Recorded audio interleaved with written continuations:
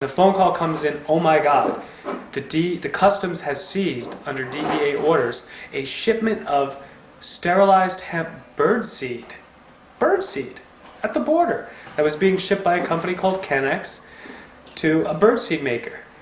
And when Kennex, found out about this, their driver was detained for 10 hours at the border and interrogated. So anybody here is in business. How is it for you to do business when the government detains your driver for 10 hours, interrogates them, accuses them of running drugs, and lets the driver go but keeps the shipment? Then they assessed $500,000 in civil penalties against Kennex for its importation of a supposed controlled substance. So we hired lawyers on behalf of Kennex, and these Washington lawyers called up the DEA, and they said, "Why did you seize that stuff?" And the DEA said, "Well, there's a zero THC policy." And so our lawyers said, "Well, fax it over." They said, "Well, we can't do that. It's not actually written down." "What? What do you mean it's not written down?" Mm-hmm. "Well, why don't you write it down and fax it over?" So they wrote it down and they faxed it over. But actually they didn't just do that. They made it seem like it was a press release, and they leaked it from a low-level DEA spokesperson so as to, that's kind of the way sometimes they do things. And we got a hold of it, and turns out it's completely illegal because, as some of you may know, there's this law called the Sunshine Act. And the Sunshine Act was passed to shine the sun, the light of day, on secret government doings. And it's in the Administrative Procedure Act, and it requires every government agency that makes a new rule or regulation to publish that and seek public comment and allow there to be a give and take between the people that are going to be affected by that regulation and the government, so that hopefully to remove unfairness. When we heard that the DEA was planning to ban hemp food and oils through an interpretive regulation of a zero THC policy, we wrote them a letter, and we said, "Hey, here are 40 companies, that represent more than $20 million of sales associated with hemp products. And we're telling you, DEA, that if you pass this regulation, this zero THC policy, you will be destroying our businesses, and we'll have to take you to court." And the DEA was like, "Oh, well, screw you, we're the government, we have all the money, and we own the courts, so we'll see you in court." To go back to the Kennex thing, they seized the shipment. Kennex spent $50,000 on lawyers' fees, and then the DEA got advised by the Department of Justice that they lack the authority to ban hemp if it contains naturally occurring trace amounts of THC because it's not a drug.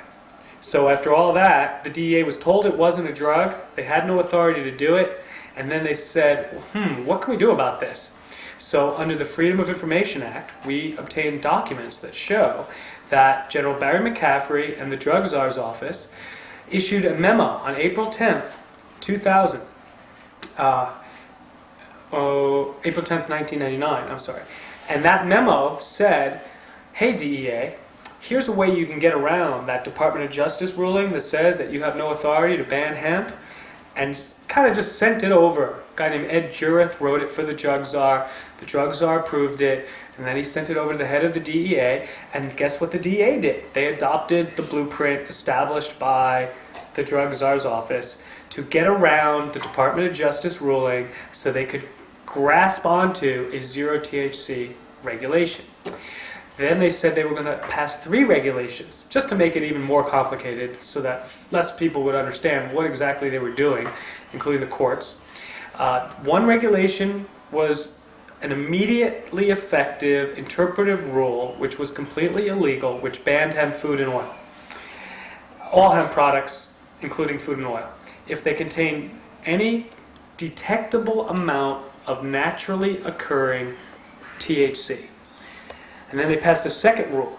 The second rule was a regular regulation that would go through the rule-making process. It would receive comment, it would receive the publication. They would follow the rules for that, and guess what?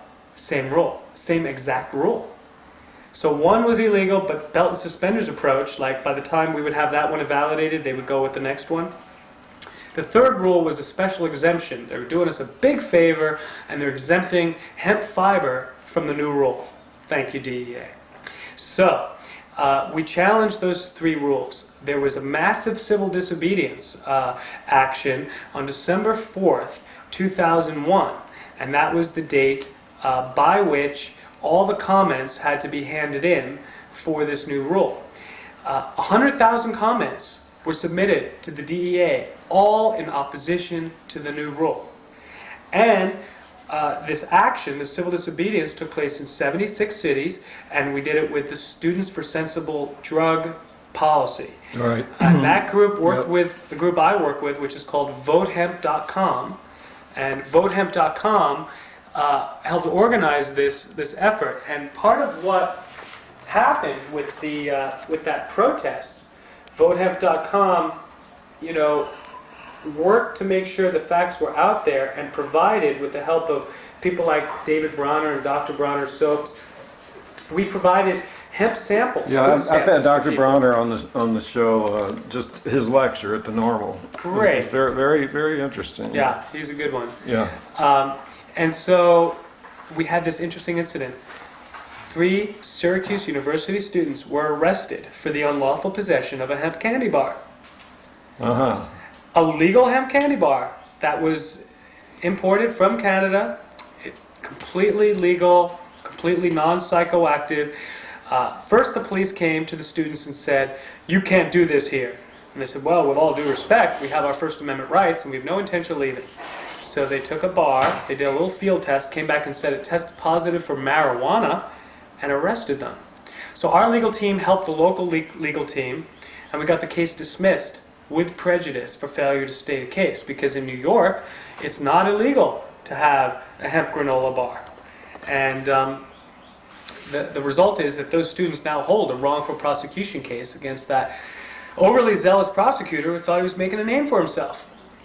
And that's what happens. You get these overly zealous people who are told that there's some potential drug involved, and then they decide that they might be able to make a name for themselves. Do you have any idea the street value of a container load of hemp seed, if it were really cannabis seed?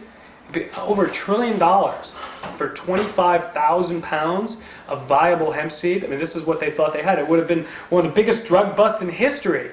When you consider that one seed, people buy them on the internet for $30 or something like that, and we're talking about as many seeds as you can fit in a tractor-trailer boxcar. That was what was seized. Well, of course, after spending $50,000, the DEA gave in. They realized they had no authority, and they gave us back the hemp seed that was seized. It was all wormy and mealy and had to be cleaned. It sounds like you're going through hell to me. Oh wait, this is just the beginning. Are you discouraged? Or are you making progress? I mean, this just sounds like as a good friend of mine sounds said, like the same old, same old. I mean, the DEA's. I mean, that's why they call it the struggle. The struggle. I mean, do you feel like you're getting anywhere? Well, sometimes I feel like going down to the rape crisis center, I'll tell you the truth, because these guys are really giving it to us hard. I'll give you even more of an example. After we beat them out on a court, we got the Ninth Circuit Court of Appeal to rule and give us a court order invalidating the illegal regulation, okay? And we just heard a few weeks ago that the DEA has pushed through that second regulation. That's exactly the same words, but they went through the legal process, and they're about to publish it. So here we are fighting, and yes, we have had some great successes, but we all need to keep up that pressure. We need to go to votehemp.com, send the free facts, pre-written facts, to your senator, to the DEA. And what's this other website here, The David? HIA.org is the Hemp Industry Association. HempIndustryAssociation.org. And what's there? Well, that's where you'll find the collection of businesses, family businesses mainly, that have undertaken to make hemp products and sell hemp products.